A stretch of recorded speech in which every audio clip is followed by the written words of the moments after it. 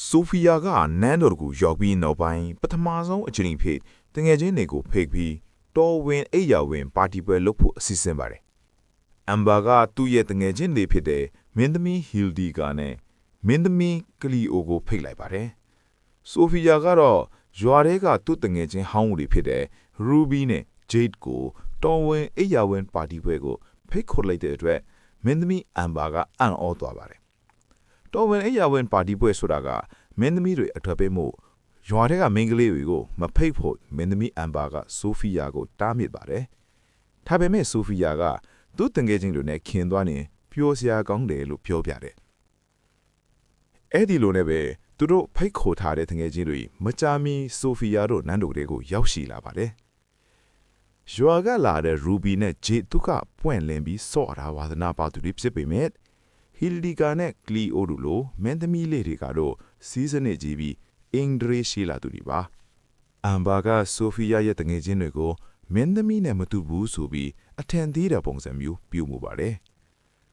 ဆိုဖီယာကသူ့ရဲ့တငယ်ချင်းတွေနန်းတို့ထဲမှာအစင်ပြေစေခြင်းနဲ့စေတနာနဲ့ရူဘီနဲ့ဂျေ့ကိုမင်းသမီးလေးတွေလိုပြုမှုဖို့အတင်းတိုက်တွန်းမိပါတယ်ဒါကတငယ်ချင်းတွေအတွက်စိတ်အနှောင့်အယှက်ဖြစ်စေခဲ့ပါတယ်တော်ဝင်ပြဇက်ဆရာကနေမကောင်းဖြစ်နေကြောင်းဘယင်ရိုလန်နဲ့ဘယင်မမရန်ဒါကသူတို့ကလေးတွေအတွက်ညက်လက်ပြပွဲလေးလုပ်ပြီးဖို့တော်ဝင်မော်စီယာဆက်ဒရစ်ကိုအကူအညီတောင်းခဲ့ပါတယ်တော်ဝင်မော်စီယာဆက်ဒရစ်ကဆိုဖီယာရဲ့မော်ဆောင်လက်ပွဲကိုအမြဲခိုးယူဖို့ကြိုးစားနေတဲ့သူပါသူကတော်ဝင်အိယာဝင်ပါတီပွဲမှာမျက်လက်ပြဖို့ဟန်ဆောင်ပြီးအဆောင်လက်ပွဲကိုရောင်းယူဖို့အစီအစဉ်ထားပါတယ်ဒါပေမဲ့ရူဘီနဲ့ဂျိတ်တို့ရဲ့စော့ကစားမှုတွေမတော်တဆအနောက်ရှက်မှုတွေကြောင့်ဆက်ဒရစ်ရဲ့အချီလန်စီတွေဟာခဏခဏပြက်ပြားသွားခဲ့ပါတယ်။ရူဘီနဲ့ဂျိတ်တို့ကိုတခြားမင်းသမီးတွေနဲ့အဆင်ပြေအောင်ဆိုဖီယာကသူ့တက်နိုင်တဲ့မြပြုပြင်ပေးပါတယ်။တခြားမင်းသမီးတွေပြုမှုတဲ့အတိုင်းလိုက်လုပ်ဖို့ဆိုဖီယာကသူ့တငယ်ချင်းတွေကိုပြောပြပါတယ်။ရူဘီနဲ့ဂျိတ်တို့ကြောင့်ကမောက်ကမတွေဖြစ်ခဲ့တဲ့မင်းသမီးတွေကစကားအများကြီးမပြောကြဘူး။အတန်းအကျဲကြီးမရေကြဘူးရှုပ်ထရေအောင်လည်းမလုပ်ဘူးလို့ဆိုဖီယာကသူ့တငယ်ချင်းတွေကိုပြောလိုက်တယ်ရူဘီနဲ့ဂျိတ်တို့ကသူ့တငယ်ချင်းစိတ်ချမ်းသာအောင်ဆိုဖီယာပြောတဲ့အတိုင်းလိုက်လုပ်ခဲ့ပါတယ်ဒါပေမဲ့သူ့တငယ်ချင်းတွေကမပြောတော့ပါဘူးရူဘီနဲ့ဂျိတ်တို့ကဆိုဖီယာကိုငါတို့အိမ်ပြန်တော့မယ်လို့ပြောလိုက်တယ်